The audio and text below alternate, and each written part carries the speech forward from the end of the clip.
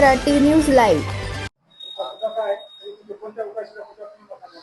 प्रभाग क्रमांक 19 या प्रभागातून माझी मिसेस सौ दीपाली संतोष मोरे प्रभाग क्रमांक 19 ब मधून निवडणूक लढवित आहे भारतीय जनता पार्टीतर्फे। याच्या अगोदर आम्ही काँग्रेस पक्षामध्ये होतो आणि जेव्हा महाराष्ट्राचे माजी मुख्यमंत्री यांनी मागच्या लोकसभेच्या सार्वत्रिक निवडणुकीच्या अगोदर बीजेपीमध्ये प्रवेश केला आणि त्यासोबत आम्ही सुद्धा प्रवेश केलेला आहे। त्यानंतर तुम्हाला सांगायचं म्हणजे की आमचा वसरणीचा जो परिसर आहे, आजूबाजूचा जो परिसर आहे, त्यामध्ये मोठ्या प्रमाणात आम्ही विकास केलेला आहे। ज्या की रस्त्याचे प्रश्न असतील, जवळपास आम्ही पूर्णच रस्ते केलेले आहेत। ड्रेनेज लाईन आहे किंवा बीओसीपीच्या माध्यमातून गुरुत्वागतीच्या माध्यमातून आम्ही विकास केलेला आहे।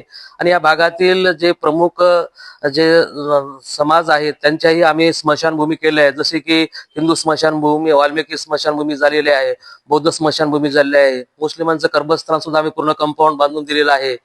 त्यानंतर बौद्ध विहाराचा विकास आम्ही केलेला आहे आणि ज्या ठिकाणी जे काही ओपन प्लेस होते त्या ठिकाणी प्लॅटफॉर्म करून म्हणजे ज्या ठिकाणी लोकांचा छोटे मोठा कार्यक्रम होईल अशा ठिकाणी आम्ही मंदिराच्या परिसराचा विकास करण्याचा भरपूर केलेला आहे। त्यानंतर मादी कोळी समाजाची या ठिकाणी एक धर्मशाळा आहे, ती पूर्ण आम्ही विकसित केलेली आहे।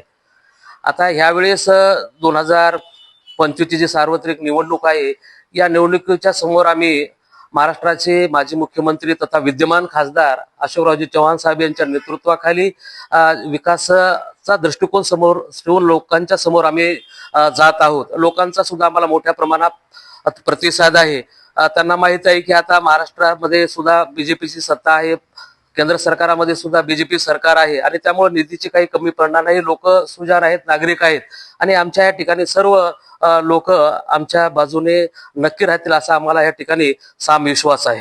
या ठिकाणी कोणत्या पक्षाचं तुम्हाला आव्हान वगैरे वाटतं का? कारण या नवीन चेहरा लोकला पसंती देत आहेत। आपण त्याच्या अगोदर विकासाच्या मुद्द्यावर निवडणूक लढत आहे, पण काय वाटतं तुम्हाला पुन्हा एकदा आपल्याला संधी मिळेल? नाही, आताही लोकांच्या समोर आम्हाला विकासाचेच मुद्दे घेऊन जायचे आहेत। हे स्थानिक स्वराज्य संस्थेच्या निवडणुका आहेत आणि स्थानिक स्वराज्य संस्थेच्या निवडणुकीमध्ये लोकांचे जे काही अडीअडचणी असतात, सुख असते, दुःख असते, कोणाला काही मदतीची अपेक्षा असते किंवा त्याचे काही काम असतात, ते आम्ही नक्की करण्याचा प्रयत्न करीत असतो।